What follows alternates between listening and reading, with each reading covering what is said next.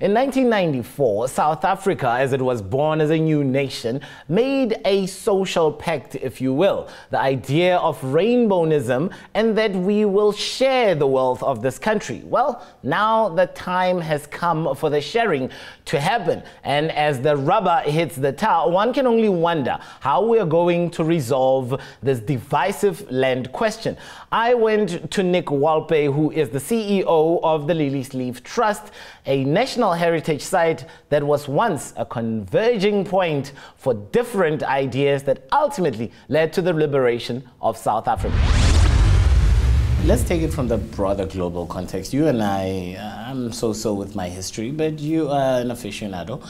We've seen things being introduced that have really moved nations forward. One cannot help but think of the emergence of Roosevelt, for instance, off the back of a tough economic crisis for the United States, probably one of the biggest crashes still when they had the banking crisis and, subsequently went into the depression of the 20s.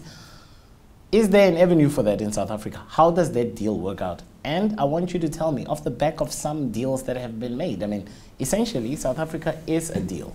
The idea of South Africa being a rainbow nation is a deal that we all went into. The question still remains, do we have appetite for a new deal, and who's going to make sure that this time it works? Well, interestingly, let's quickly focus on the Roosevelt New Deal. The Roosevelt New Deal was primarily there to stabilize the economy, to prevent the economy from slipping further. It brought in measures to protect the banking sector, but it brought in measures to create job opportunities. But ultimately, I think the fundamental principle of the New Deal was to preserve the basic fundamentals of capitalism. As he said, we reform to preserve. And I think that's been one of the surviving features of capitalism, that it's been able to reform itself, to preserve itself, and to maintain, to a large degree, the status quo. You can't say that in South Africa. You can't reform to preserve, because here we're trying to reform, i.e. the land question. But the question, I think, who's the preservation for? But the question of reform is a question of preserving the status quo to some degree. And in previous discussions we've had prior to this interview, we've looked at that very question of, all the various economic policies that have been implemented or put forward by the ANC.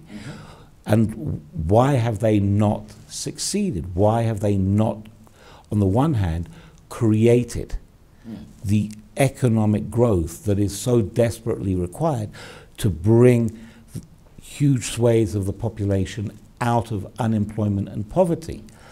So that's one aspect. But the other aspect then is, as we've discussed, the whole question of empowerment, of broadening the economic base. And that ties into the whole question of the various policies, I believe. Because at the end of the day, it is about preserving the status quo, but at the same time tinkering at the edges. Do you think those that have land, those that own land, understand the land question in South Africa and what their role is? Because, if economic power is going to be entrenched upon some, well, it has to be taken from somewhere else. Fair? I agree. If we are to create a much broader land-based ownership, you have to take from Peter to give to Paul. But over the last couple of days, have been reading some very interesting articles around the question of the land issue. And one of the things that cropped up was Max du Preez, in one of his articles, was saying that a lot of people don't want land because it is not economically viable, because farmers struggle to make a living. And the other aspect he pointed to was the fact of the propensity for urbanization that is taking place in this country. So the question that I was wondering is, when we talk about land restitution without compensation, it's not the without compensation part that I think is the critical point. The critical point is, what are we trying to achieve through land restitution? What are we trying to accomplish? Because there are a number of important issues that need to be looked at, which the ANC have raised. One, if I may just finish, is land security. I mean, we need to ensure, beg your pardon, food security, not land security, food security. Because who will be the populace that suffer if we suddenly land ourselves in a situation where our food security has become tenuous? Some worry that the ANC's failings as a governing party has really led to what we have in 2019, which is an us against them. And that's only created by our current economic fortunes. That there is a them which have been benefiting from the system even after the new dispensation. And there's an us who have not really gotten anything out of it. That is a given, that there is a them and an us.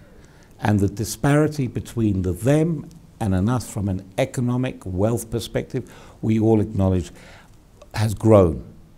And we have become the most unequal society in the world. Inequality between those that have and those that don't have has become unsustainable. But I think thrown into that is another problem, and that has been the disguise of using black economic empowerment through that period of the Jacob Zuma years as a means of trying to further the aims of certain individuals and not the majority. And that has then been further justified by using the race card as an issue of trying to say, well, if people object to it, then they're objecting to it because we are trying to reduce the control of white ownership, and which, as you and I know, has not actually happened. White ownership and white control has not been reduced, but at the same time we have witnessed, as we've seen through the Zonda Commission, and what we're witnessing in terms of Mr. Watson, how wealth has been used to manipulate, how wealth has been used to undermine, to some degree, the very process of black economic empowerment. So one of the questions I think we need to ask ourselves is, what has been the impact of corruption and undermining the very objectives that we've been wanting to achieve? The problem with that is that the guilty party remains the ruling party, which Mr. Watson, as the state capture inquiry is going on, and you don't have to look far, has funded the very same political party. So from the outsider's view, it looks like BEE has really been good for white men too, clearly. I think I agree with you.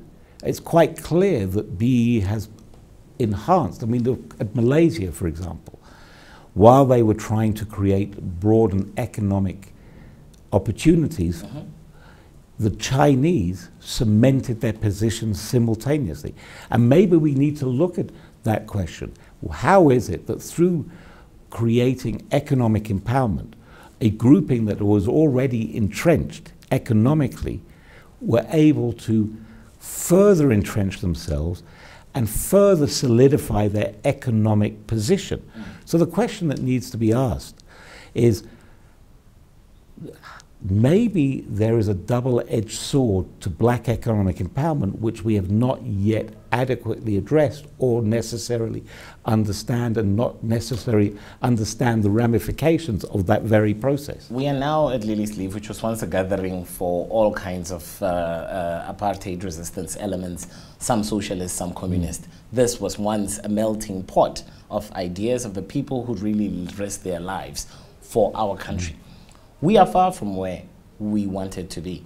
But do you think that such things filter on the current leadership within the African National Congress, that they look at this from if you will, a step outside of where they are, just to look at themselves and see that the optics do not support the programs that they speak of? The optics suggest that the ANC has propped up, that the ANC government and leadership has propped up entities like Bosas. I would say elements within the ANC have propped up entities like Bossa. But there are those within the ANC who have been pushing to re-establish the core principles of the ANC predicated on our Freedom Charter, of how to utilize the Freedom Charter as an instrument and as a tool to start to create the very transformation that we wanted to create.